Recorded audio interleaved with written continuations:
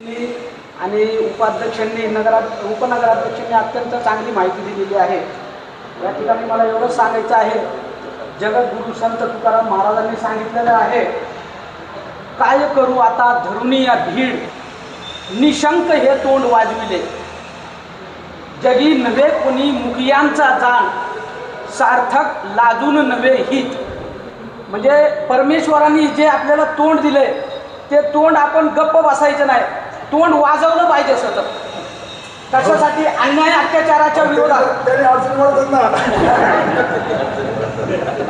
अन्याय अत्याचाराच्या विरोधात गप्प न बसता आपण तोंड वाजवलं पाहिजे असं संत तुकाराम महाराजांनी सांगितलंय। तर त्यांचंच अनुकरण करत बाळशास्त्री जांभेकरांनी समाजातल्या अनिष्ट रूढी प्रथा परंपरा याच्या विरोधात आपल्याला आरसा दाखवलेला आहे। उपाध्यक्षांनी सांगितलं, उपनगराध्यक्षांनी, की लोकशाहीचा चौथा स्तंभ म्हणजे पत्रकारिता आहे। या ठिकाणी मला सांगायचं आहे की इंग्रजांची जी पद्धत होती, द्विस्तरीय शासन पद्धती होती।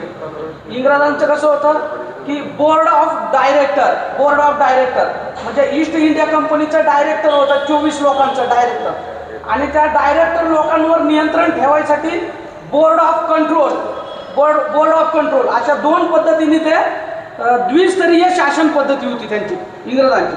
आणि आपली भारताची कशी होती? त्रिस्तरीय शासन पद्धती। त्रिस्तरीय शासन पद्धती म्हणजे कशी? एक कायदे मंडळ, कार्यकारी मंडळ आणि न्याय मंडळ। कायदे मंडळ म्हणजे संसद, कार्यकारी मंडळ म्हणजे पंतप्रधान आणि त्यांचं संपूर्ण मंत्रिमंडळ, आणि न्याय मंडळ म्हणजे देशातल्या सर्व न्यायालय। आणि ह्या तीन त्रिस्तरीय पद्धतीवर नियंत्रण ठेवण्यासाठी पत्रकार, अशी ही पत्रकारिता। तर पत्रकारांचं या त्रिस्तरीय शासन पद्धतीमध्ये पत्रकारांची जबाबदारी खूप मोठी आहे, ते आपण सर्वांना माहितीच आहे।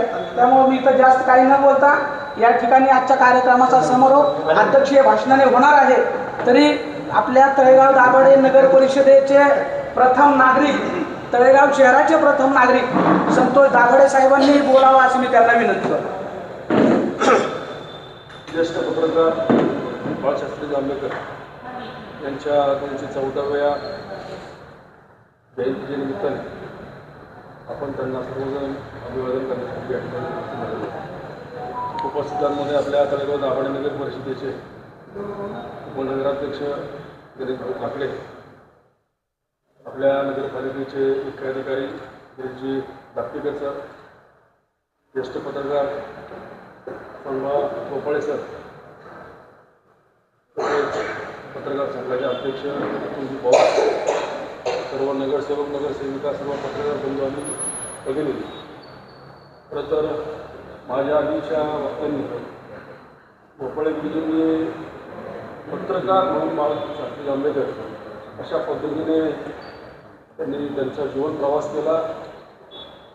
पहिला पेपर कसा काढला, त्यांची जे काय प्रतिकूल परिस्थितीमध्ये त्यांनी कशा पद्धतीने ज्या समाजाला समोर ज्या गोष्टी यायला पाहिजेत त्यासाठी काय काय केलं ते खऱ्या अर्थाने सांगितलं। आणि गणेश भाऊंनी देखील अतिशय अभ्यासपूर्वक या ठिकाणी त्यांची जी दुसरी बाजू आहे, दुसरे जे त्यांचे अभ्यासक्रम असेल, त्यांनी जे काय दुसरा भाग जो त्यांच्या जीवनामधला आहे तो त्यांनी त्या ठिकाणी मांडला। अतिशय अभ्यासपूर्वक या दोन्ही वक्त्यांनी आपल्या समोर बाळशास्त्री जांभेकर यांच्या व्यक्तिमत्वाविषयी त्या ठिकाणी विषय मांडला। कालच छत्रपती शिवाजी महाराजांची जयंती आपण सर्वांनी अतिशय उत्साहाने संपूर्ण देशामध्ये त्या ठिकाणी साजरी झाली। छत्रपती शिवाजी महाराजांचं देखील जीवन जे आहे ते अल्पजीवन त्यांना मिळालं, आणि अल्प जीवनामध्ये छत्रपती शिवाजी महाराजांनी पण देखील अतिशय चांगला इतिहास त्या ठिकाणी त्यांनी निर्माण केला। त्याच्यानंतर बाळशास्त्री जांभेकरांचं देखील आयुष्य, ते 34 वर्षाचं आयुष्य, त्या 34 वर्षामध्ये त्यांनी देखील खूप मोठं त्यांच्या पाठीमागं आज 214वी जयंती आपण या ठिकाणी साजरी करतोय।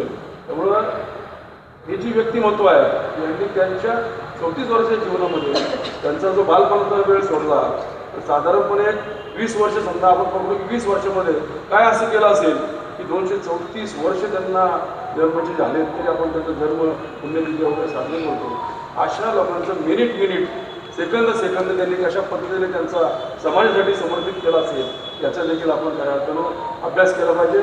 आपल्या वैयक्तिक जीवनासाठी त्या काळात त्यांनी समाजासाठी, देशासाठी, धर्मासाठी त्यांनी त्या ठिकाणी त्यांचं आयुष्य देत असताना त्या प्रतिकूल परिस्थितीमध्ये आज आपल्याला खरं तर भौतिक जीवनामध्ये आपल्याला सगळं काही आता जागेवर सगळं समजतं, जागेवर सगळं मिळतंय, आपल्याला गाडी आहे, घोडा आहे, सगळं आहे.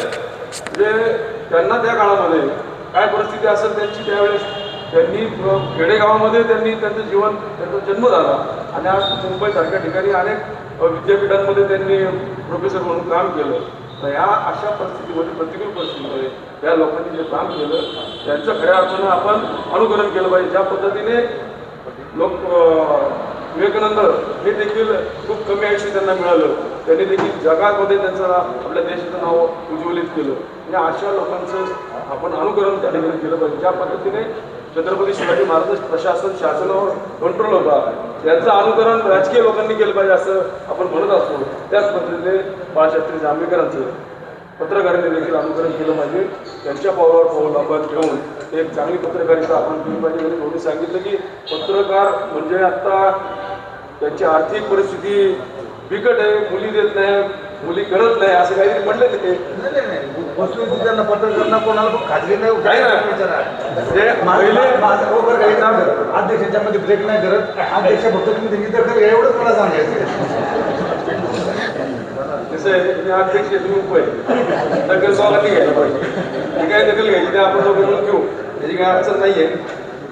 खरंच आज आपण पाहतोय की पत्रकारिता सुद्धा आता, पूर्वी पत्रकारिता पेपरची वाट पाहायला लागत खरे, आपण कधी पेपरची अशी वाट बघत होतो. परंतु आता सेकंदाला जगामध्ये कुठं काय घडलं तर सेकंदाला लगेच कळतं. त्यामुळं तुमच्या आर्थिक ह्याच्यावरती खूप परिणाम त्याचा इंटरनेटमुळे झालेला आहे, हे सर्व 100% मान्य आहे. कारण त्याच्यामध्ये आता इंटरनेटच्याद्वारे जगात कुठं काही गोष्ट घडली तर ती लगेच आमच्यापर्यंत येते, आमच्यापर्यंत म्हणजे संपूर्ण लोकांना लगेच कळत असते. त्यामुळे आता पेपरची वाट बघावं लागत नाही किंवा काय नाही. तुमचं देखील आता जे काय गणेश भाऊनी सांगितल्याप्रमाणे कुठंतरी पुनर्वसन झालं पाहिजे. तुम्ही पण पत्रकारिता असं जास्त काय आता बोलण्यात वेळ घालवत नाही, कारण की माझ्या आधीच्या त्यांनी खरंच अभ्यासपूर्ण दोघांनी देखील एक बाजू गुरुजींनी मांडली, एक बाजू गणेश भाऊनी आणि दापेकर सरने देखील ह्या विषय चांगल्या पद्धतीने विषय मांडणी केलेली आहे. पण मी अधिक बोलणार नाही. मी आपल्या सर्वांच्या वतीने बाळशास्त्री जांभेकर यांना अभिवादन करतो आणि पत्रकारांना शुभेच्छा देत असताना, त्यांचं अनुकरण करत असताना आम्ही तुमच्याबरोबर आहोत. ज्या काय तुमच्या आडी अडचणी असतील ते आम्हाला सांगत जा, आम्ही 100% तुमच्या अडचणी पूर्ण करू त्याची काळजी देतो. आणि हे झाल्यानंतर आपले 5 तारखेसाठी पत्रकार परिषद घेणार आहोत, तेव्हा कुठल्याही पत्रकार जाऊन विनंती. अखंड हिंदुस्थानाचे आराध्य दैवत, स्वराज्य संस्थापक छत्रपती शिवाजी महाराज, स्वराज्य रक्षक छत्रपती संभाजी महाराज, राजमाता मा जिजाऊ व भारतीय घटनेचे निर्माते बाबासाहेब आंबेडकर यांना वंदन करून आज या ठिकाणी आचार्य बाळशास्त्री जांभेकर आद्य पत्रकार यांच्या जयंतीनिमित्त नियोजित कार्यक्रमानिमित्त ज्येष्ठ पत्रकार गोपाल गुरुजी यांनी दिलेलं भूगत मार्गदर्शन माननीय उपनगराध्यक्ष यांनी एक मांडलेली जी सत्य परिस्थिती माननीय अध्यक्ष महोदय यांनी हा कार्यक्रम आयोजित केला त्याबद्दल, आणि आमचे मार्गदर्शक माननीय मुख्याधिकारी सर, तसेच दोन्हीही पत्रकार संघाचे सर्व पदाधिकारी, सर्व पत्रकार, माझे सर्व नगरसेवक, सन्माननीय सर्व नगरसेवक, माझे सर्व सहकारी, तसेच उपस्थित सर्व नागरिक, या सर्वांचे मी आज या ठिकाणी कार्यक्रमाला उपस्थित राहिल्याबद्दल आभार.